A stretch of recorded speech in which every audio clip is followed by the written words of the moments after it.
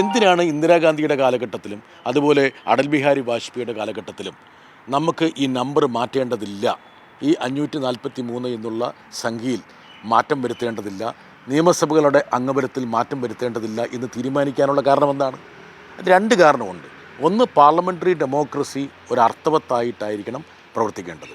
രണ്ടാമത്തത്, ഈ കുടുംബാസൂത്രണം അതുപോലെ തന്നെ ജനസംഖ്യാ നിയന്ത്രണം നടപ്പിലാക്കിയ സംസ്ഥാനങ്ങളെ ശിക്ഷിക്കാൻ പാടില്ല. ഇപ്പോൾ തന്നെ ഈ കേന്ദ്രാവിഷ്കൃത പദ്ധതികളുടെ കാര്യം എടുക്കുകയാണെങ്കിൽ ഈ സാമൂഹ്യ സാമ്പത്തിക രംഗത്ത് മുന്നേറ്റമുണ്ടാക്കിയ ദക്ഷിണേന്ത്യൻ സംസ്ഥാനങ്ങൾക്ക് വലിയ തിരിച്ചടി ലഭിച്ചിരിക്കുകയാണ്. ഈ വിഭജനത്തിൻ്റെ കാര്യം വരുമ്പോൾ ദക്ഷിണേന്ത്യക്ക് ലഭിക്കുന്ന തുക ഗണ്യമായി കുറഞ്ഞുകൊണ്ടിരിക്കുകയാണ്.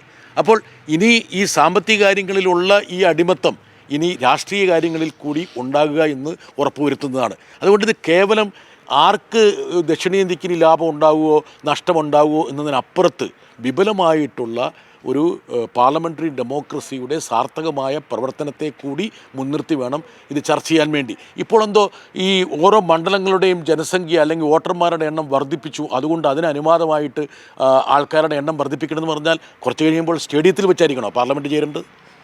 സ്റ്റേഡിയം വേണ്ടി വരില്ലേ? അതിനൊന്നും യാതൊരു യുക്തിയില്ല. മാത്രമല്ല, ഈ ഭരണഘടനാ അസംബ്ലിയിലെ ചർച്ചകൾ നമ്മൾ അവലംബിക്കുകയാണെങ്കിൽ ഡോക്ടർ BR അംബേദ്കർ പറഞ്ഞൊരു കാര്യമുണ്ട്.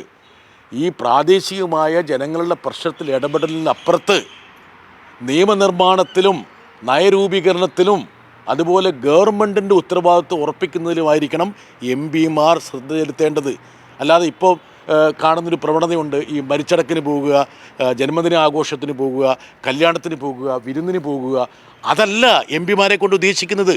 അപ്പോൾ ആ രൂപത്തിലേക്ക് MP-മാരെ മാറ്റണമെന്ന് പറയുന്നവരാണ് ഈ പറയുന്ന പോലെ ഒരു മണ്ഡലത്തിലെ ജനസംഖ്യ വർദ്ധിച്ചു, അതുകൊണ്ട് അവിടെ MP-മാരുടെ എണ്ണം വർദ്ധിക്കേണ്ടതില്ലേ എന്ന് പറയുന്നത്.